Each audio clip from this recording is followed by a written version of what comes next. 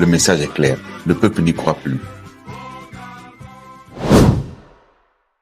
Une nation qui veut aller de l'avant doit avoir le courage d'interroger son parcours. Vous connaîtrez la vérité et la vérité vous rendra libre.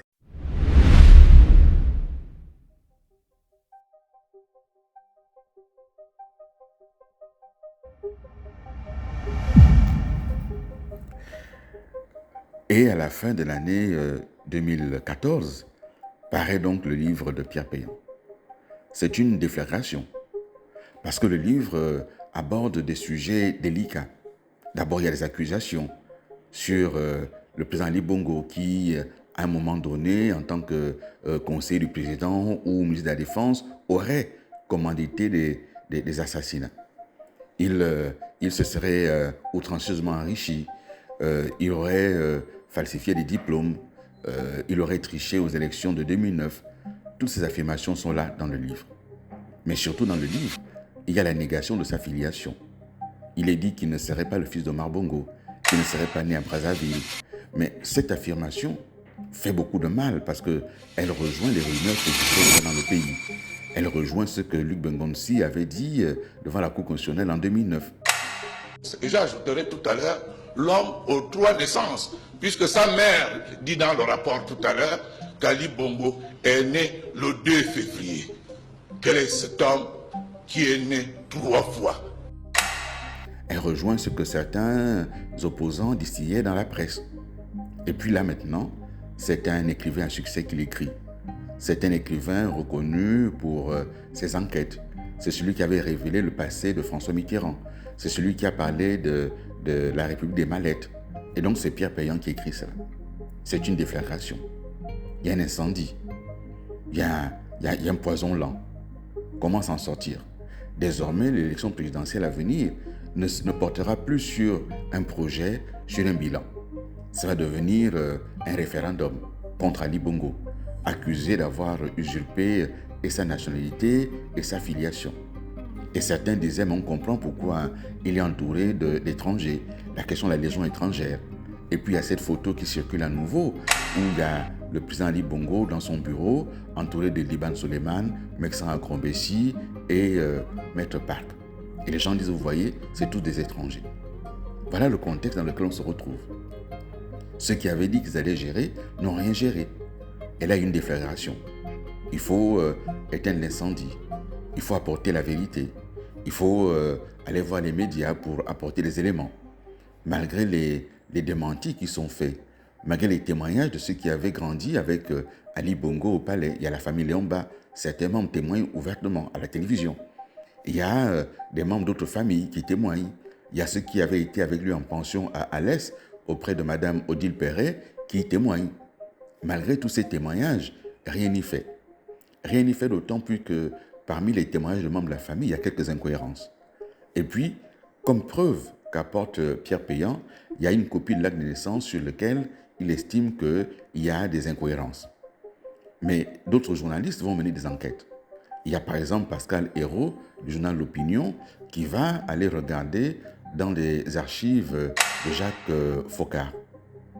Et là, dans ces archives, il ne trouve pas de trace de la question de l'adoption de Alain Bongo du Biafra. Il ne trouve pas de trace. Foccart n'en parle pas. Et évidemment, Ali Bongo, certains disent qu'il était déjà auprès du président Bongo dès les premières années 60. Comme je le dis, certains qui ont grandi avec lui au palais témoignent. Mais cette question de la nationalité d'Ali Bongo, de sa filiation, se pose d'autant plus qu'il n'y a pas que la question politique. Il y a la question de l'héritage. Certains héritiers contestent le testament d'Omar Bongo. Certains contestent le fait que Ali Bongo y figure en tant que légataire universel. Et il y a donc tous ces problèmes-là qui s'entremêlent. Et en France, les avocats sont engagés. Pierre Péan sera condamné, son éditeur également, pour diffamation en ce qui concerne la question des assassinats. Il sera condamné. Il sera condamné également en ce qui concerne la question de la fraude électorale en 2009, parce qu'il y a eu des éléments sur lesquels Pierre Péan lui-même avait dit à la télévision gabonaise qu'Ali Bongo n'avait pas triché. Et donc, il sera condamné pour ça. En ce qui concerne la question de l'acte de naissance, le problème va demeurer. Et là, le poison lancera là.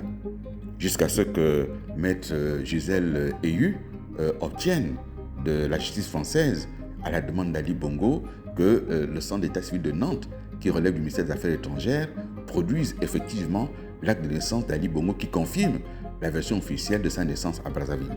Cet acte de naissance existe. D'ailleurs, en 2016, une des parties prenantes qui contestait la présence d'Ali Bongo comme héritier fera la même démarche. Et on leur opposera que cet acte de naissance existe bel et bien à Nantes. Et donc, malgré tout ceci, l'incendie n'a pas été éteint. Parce que la rumeur en politique, ça tue. Parce que l'essentiel était pour ceux qui avaient commandité cela de mettre un poison dans l'opinion.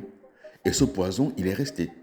Et fort curieusement, sur 2023, la question de l'affiliation d'Ali Bongo pour la campagne présidentielle, pour sa candidature, ne s'est plus posée. Elle ne s'est plus posée d'ailleurs jusqu'à ce jour. Plus personne officiellement n'en parle. Comme si tout à coup, les gens étant parvenus à leur fin, ce problème ne se posait plus. Et donc, ceci doit amener les uns les autres à s'interroger. À s'interroger sur, d'une part, la manière d'aborder les problèmes. Sur d'autre part, tous ceux qui ont essayé d'apporter des solutions et qui finalement n'ont fait qu'aggraver la situation avec des productions d'actes de naissance, alors que le plus simple aurait été, dès le départ, d'engager la démarche que Maître Eyu a fini par engager en allant à Nantes avec le concours de la justice française à la demande du concerné Ali Bongo pour avoir l'acte de naissance. Et il existe cet acte de naissance à Nantes. Et donc, cette question est devenue un vrai poison. Un vrai poison qui a fait que 2016 a été non pas une campagne présidentielle ordinaire, ça a été une forme de référendum. Êtes-vous pour ou contre la Légion étrangère? Êtes-vous pour ou contre l'usurpateur? On a été jusqu'à dire, Ali Bongo lui-même, sa femme est étrangère. On est allé jusqu'à dire que son fils Nouroudine serait un enfant adoptif. Et tout ceci a mis dans l'opinion un vrai poison. Et ce poison existe à ce jour. Tous les débats qu'il y a eu au niveau du dialogue dit inclusif autour des questions de nationalité, mais ces débats trouvent leur origine dans cette question-là. Voilà ce qu'a été cette année 2014, entre autres, elle a été dominée par ce fait majeur. Et ce fait majeur, comme je le dis, va être le fil conducteur de la campagne présidentielle de 2016.